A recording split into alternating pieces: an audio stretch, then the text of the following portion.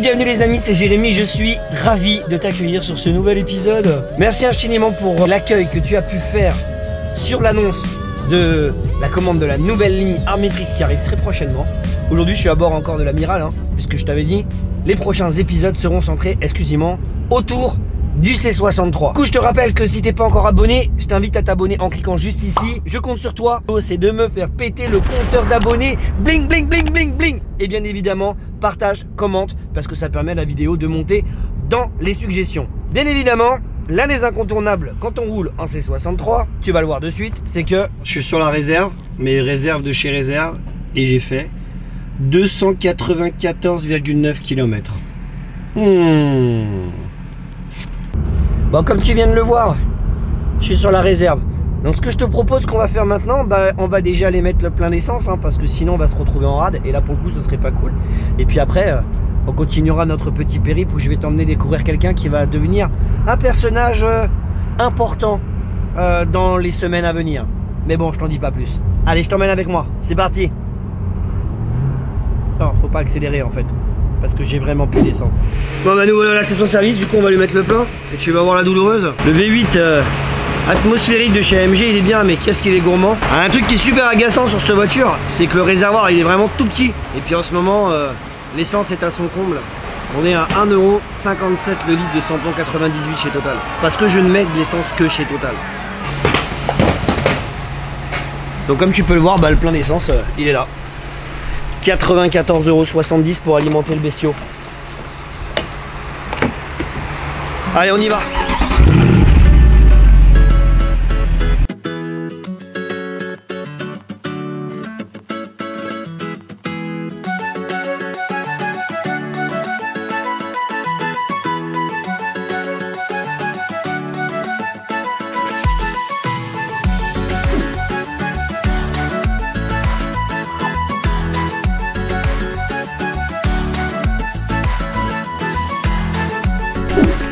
Hey, salut Karim, comment va? Oui, il va. Bien ou bien? Ça va? Ça va, tranquille? Ça bosse? Ça bosse, ça bosse. Cool. Bon, j'ai voulu vous présenter Karim parce que déjà... j'ai voulu vous présenter Karim parce que déjà, c'est un bon copain. Et en plus, je sais qu'il travaille super bien. Mais surtout, sa spécialité à lui, c'est qu'il est motoriste. C'est ça qu'on dit?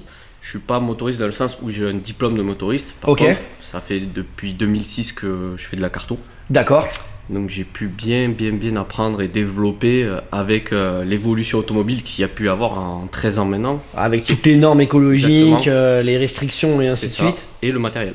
Et le matériel qui va avec. Karim qui s'occupe de la voiture sur la partie reprogrammation et ce qui va être amené à venir. Parce que voilà, c'est lui qui va faire la carto de la voiture. Elle n'est pas achetée dans un pays étranger, puis injectée comme peut le faire pas mal de personnes qui sont aujourd'hui sur le marché. C'est lui qui va travailler et du coup là on est vraiment sur un travail, on peut dire, sur mesure. C'est sur mesure et c'est la politique de la maison. Yes. C'est-à-dire vous laissez votre voiture, mais vous la laissez pas qu'une heure qu'on injecte un fichier. Il faut que ça aille dans le sens de notre entreprise, mais aussi de celui du client. C'est-à-dire que si la voiture se prête pas au jeu, on ne fait pas comme certains. Où tu vas quand même le faire. Et puis on dit au client de revenir quand elle a changé les pièces. Ouais. Ça repart d'origine. Et ça revient avec la réparation, où on fait nous-mêmes la réparation et après on applique les modifications électroniques pour adapter le véhicule. C'est un point super important ce qu'il est en train de nous partager, parce que souvent les mecs ils arrivent, ils disent ouais bon moi je veux avoir 300 bourrins et puis la caisse elle a 200 000, ou elle est pas entretenue, ou elle arrive dans un état un petit peu bancal, les freins et ainsi de suite. Donc c'est hyper important de quand même faire un pré-diagnostic en amont. Bien sûr. Et puis aussi c'est valorisant pour le client, parce que du coup il sait qu'il a affaire à quelqu'un qui va lui dire ouais je te le fais, ça va, c'est cool, ou non je te le fais pas parce que derrière s'il y a quoi que ce soit je peux pas gérer. C'est ce que je dis à mes clients, c'est-à-dire que moi quand je dis à quelqu'un désolé la voiture on va pas la faire, c'est pas dans mon sens, c'est-à-dire que mon sens ça serait plutôt de faire du chiffre d'affaires. Alors que quand je dis à quelqu'un là franchement ça serait ma voiture, je le ferai pas, qu'il aille voir quelqu'un d'autre pour le faire, c'est un peu bête parce que moi ça va dans son sens et pas dans le mien. Et c'est surtout très important de ne pas se faire vendre quelque chose pour se faire vendre quelque chose. Puis en général, on a la voiture qu'on peut se payer. Donc la personne qui a même une petite voiture, si elle casse son moteur, elle pourra peut-être pas la réparer. Elle a plus que les yeux pour pleurer, comme on dit. Bon, vous pouvez voir, il est juste derrière en train de taffer, du coup je le laisse gentiment bosser. Là pour le moment il est en train de faire son petit gag, il est en train de contrôler la voiture de manière à voir si les prochaines modifications qu'on va être amené à faire va être validées pour pouvoir y aller. Moi j'aime bien cette démarche là personnellement, plutôt que tu arrives dans un centre de reprogrammation, en 1 heure on t'injecte la cartographie puis en avant Guingamp comme dit l'autre. Donc là il prend le temps quand même d'aller contrôler, de s'assurer que la caisse va pouvoir y aller et encaisser les chevaux. Après c'est un C63, donc je suis pas super inquiet et elle a que 20 000 km. Mais c'est quand même une démarche de prévention qui est important à faire. Donc là, il est en train de s'atteler à tout ce qu'il faut qu'il fasse, enfin si tu vois ce que je veux dire. N'oubliez pas une petite chose, n'hésitez pas à vous abonner sur le petit logo là qui est juste sur la droite. Vous avez le petit logo Jérémy Love Car, vous pouvez cliquer dessus et vous abonner. Le but de toutes ces vidéos sont centrées autour du C63, préparation, modification, tuning, bref. Ce sera que ça, donc vous l'avez demandé, elles sont là les vidéos, donc je compte sur vous pour exploser le compteur en termes d'abonnés. À vous de jouer. Ce qu'on discutait aussi avec Karim il y a quelques minutes, c'est que ce qui est bien sur cette base de voiture, le C63, c'est que c'est une voiture qui est quand même prédisposée à prendre des chevaux naturellement, malgré le fait que ça soit un Atmo. Bon, on est tranquillement posé. Vous pouvez voir, il travaille bien, il travaille très méticuleux dans ce qu'il fait. Bon là il est simplement en train de se mettre en mode lecture, c'est-à-dire qu'il va lire la cartographie de la voiture, il va en profiter pour récupérer tous les petits logs, toutes les données importantes. Mais là en gros il va lire toutes les données de la voiture, les extraire, comme ça il va pouvoir les bosser. Normalement d'ici la semaine prochaine, 2 semaines, on va poser la ligne Armitrix. Et ensuite on reviendra première semaine du mois de juin, avant de partir en fait dans les pays de l'Est. Ah tiens, je vous ai pas dit, j'ai une nouvelle à vous annoncer. Sur le dernier épisode, je suis parti avec Drive Deluxe pendant tout un week-end pour le Champagne Tour. Et en fait, je vais repartir avec eux pendant toute une semaine avec un copain que vous connaissez très très bien. Hello everybody, this is Fipe. Comme vous pouvez le voir, je suis avec Jérémy. On sera tous les deux pendant une semaine dans des destinations absolument incroyables. On va aller en Croatie, on va aller en Slovénie, on va aller à Brescia et on finira en Autriche. Bref, ça va être un périple d'un peu plus de 2100 km et faut que l'amiral soit prêt.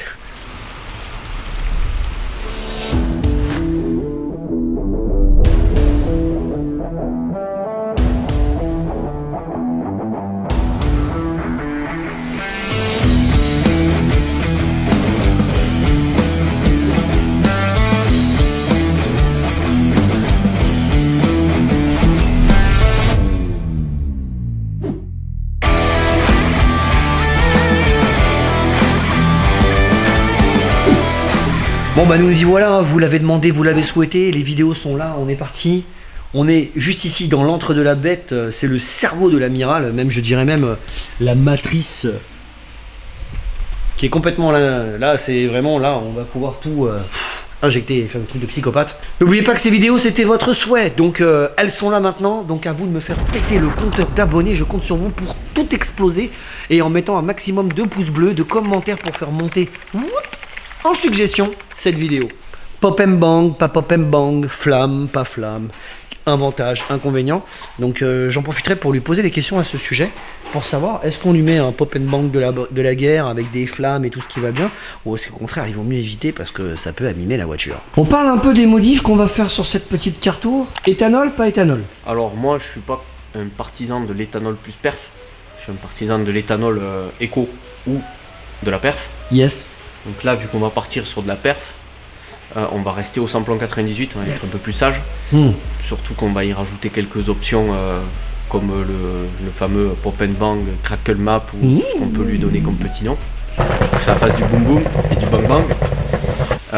Cette petite option, elle a une petite particularité, c'est qu'elle peut réussir à décoller les particules de calamine dans votre moteur. C'est-à-dire cool. Crassement. Ça veut dire que sur un moteur Atmo, c'est quand même plus réputé à être un peu plus calaminé, on va dire. Donc ça, c'est un petit peu dangereux dans le sens que ça peut créer ce qu'on appelle le cliquetis ou le knock. Ok. C'est-à-dire quand ça va exploser, ça va décoller des petites particules de calamine. Ok. Les petites particules de calamine, elles vont s'enflammer avant que le piston il soit en haut et avant que la bougie allume. Yes. Donc ça va faire une explosion qui va créer une onde de choc. Et quand le piston va arriver à son point mort où la bougie s'allume et enflamme le mélange air-essence, ça crée une deuxième onde de choc. Waouh. Et la confrontation des deux ondes de choc, ça fait une onde qui est vraiment néfaste pour les moteurs, qui fait des vibrations, qui peut créer des micro-fissures et aller jusqu'à abîmer, détériorer franchement le moteur.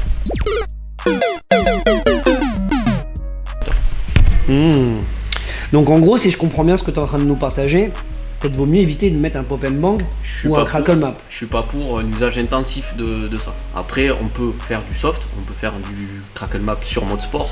Et donc si j'ai bien compris, tu vas voir si c'est possible en fonction de si je mets Sport Plus par exemple, voilà. J'ai un peu plus de pop and bang ou de crackle map. Ou pas du tout. Ou pas du tout si je me mets en confort. Voilà. Ça peut être fortement pratique, surtout dans le cas d'un usage. À tester sur banc. Je pense que ça dans la vidéo ça va vous plaire, mais ce sera dans la prochaine des vidéos. Parce qu'à ce qui paraît, quand on passe d'un banc à l'autre, eh ben, les puissances ne sont pas les mêmes. Alors, à l'époque, j'avais passé la voiture chez Montpellier Auto Racing, elle avait sorti... Au lieu de 507 chevaux, elle fait 485,9 chevaux. Et en termes de couple moteur, 599,3. Ouais. D'ailleurs, je vous mets le lien dans la description de la vidéo pour retrouver cette vidéo. Donc là, on va la repasser au banc pour voir. Sachant quand même, je suis assez enthousiaste. Je pense que peut-être qu'elle fera un petit peu plus. Parce que bon, elle a quand même été bien décrassée depuis. Elle a pris quelques kilomètres. Elle a bénéficié d'un petit plein de 102 qui l'a bien dopé. Donc peut-être qu'on aura peut-être une surprise. Ou peut-être qu'on n'en aura pas. Et là, ce serait vraiment la catastrophe. Sur ce, on y va. Ok. Yes. Ok, activé. Et là, on est en full mode drift actif.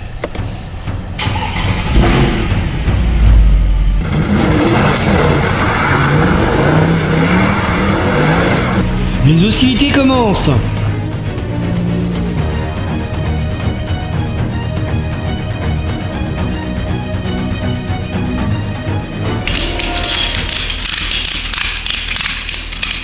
Qu'est-ce que tu lui mets?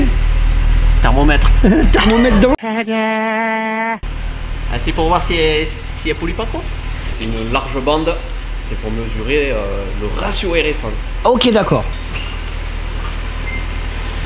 J'imagine que dans le cas où c'est un mazout, c'est plutôt pratique l'extracteur. Obligatoire. Parce que là, le pauvre bureau, il serait tout noir. Je suis vraiment super content d'être venu ici. Parce que quand je le vois bosser, franchement, il est extrêmement méticuleux, il fait attention à tout. Et même son atelier, tout est super bien rangé, tout est clinique, tout est bien organisé. Ça, j'aime vraiment beaucoup parce que ça permet de savoir qu'on a affaire à un vrai professionnel. D'ailleurs, si vous voulez aller le suivre, le mieux, c'est de l'appeler sur le numéro qui est juste ici. Donc je le fais apparaître là, le numéro de téléphone, pour que vous puissiez l'appeler. Et si vous êtes intéressé d'avoir affaire à ses services, il fait du flexwell, il fait de la reprog, il fait de la prépa, bref, voilà, il fait tout ce que vous voulez. Et en tout cas, pour le moment, moi, je suis plutôt content. En fait, là, l'objectif de ce passage au banc va être déjà de comparer entre le avant, où on l'a passé chez Montpellier Auto Racing, et aujourd'hui, de voir si déjà est-ce qu'on a un delta entre les deux passages au banc. Premier truc. Deuxième chose, on va faire une première mesure qui sera notre mesure de référence d'origine, donc complètement stock avec la ligne d'origine. Ensuite, j'irai chez Supercar pour monter la ligne complète. Et une fois que la ligne complète sera montée, je reviendrai ici pour refaire une nouvelle prise. Et enfin, on injectera la nouvelle carto et on aura la valeur finale. Ça nous permettra d'avoir 4 photos de l'évolution.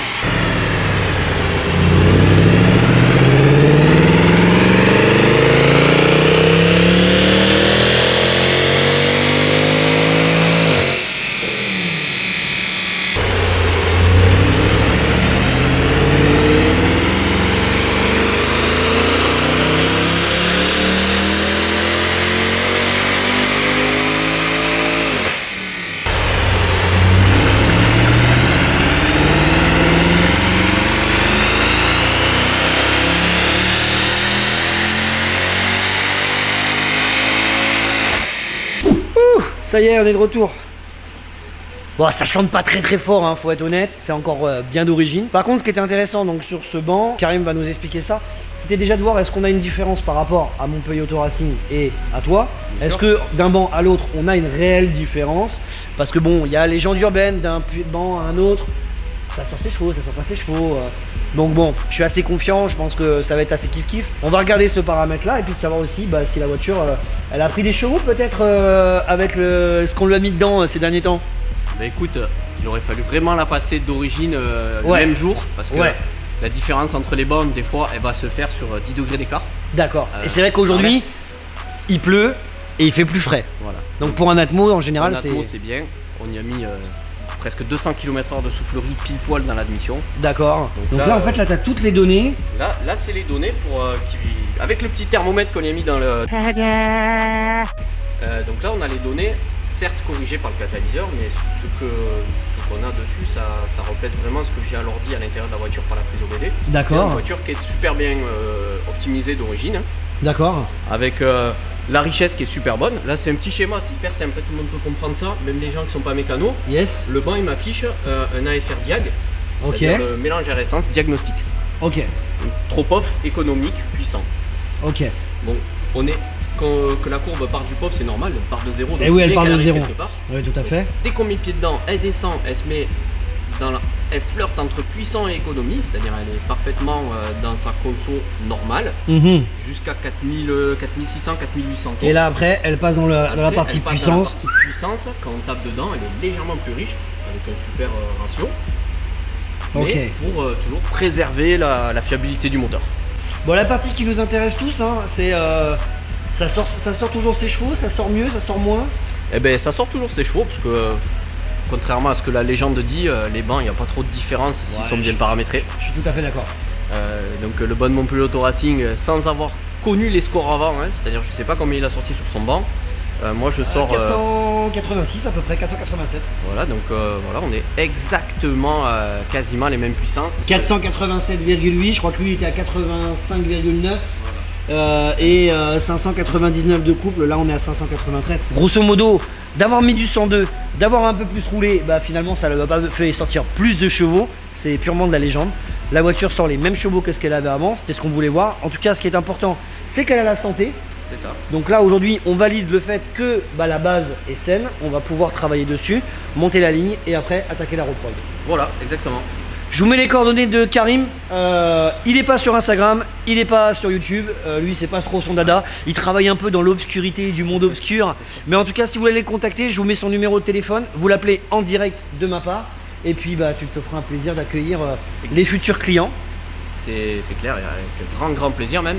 Par contre, n'hésitez pas à laisser un message, parce que je travaille seul, très compliqué quand je suis sur c'est important de le dire. Régler une voiture, de répondre, et j'ai tellement d'appels de prospection, des gens qui veulent me vendre l'électricité moins chère et tout, que je rappelle que les gens qui me laissent un vrai message. Donc pensez-y, c'est super important comme consigne. Si vous voulez l'appeler, vous lui laissez un message. En tout cas pour le moment, là aujourd'hui c'était soft. On a préparé la voiture à recevoir ce nouveau stage. On s'est assuré qu'elle était apte à pouvoir passer à plus de puissance. Sur ce, c'est ici que va s'achever cet épisode. J'espère que vous avez pris autant de plaisir de cette nouvelle série qu'on est en train de lancer sur le C63. Vous l'avez demandé, alors on le fait. N'hésitez pas à vous abonner en cliquant juste ici dans le petit onglet à droite. Un petit pouce bleu, ça fait toujours plaisir et surtout ça permet de monter la vidéo dans les suggestions. Donc partagez-moi votre avis sur cette vidéo, n'hésitez pas à commenter. Et puis nous on se retrouvera pour le prochain épisode qui sera le montage de la ligne. Allez, au revoir.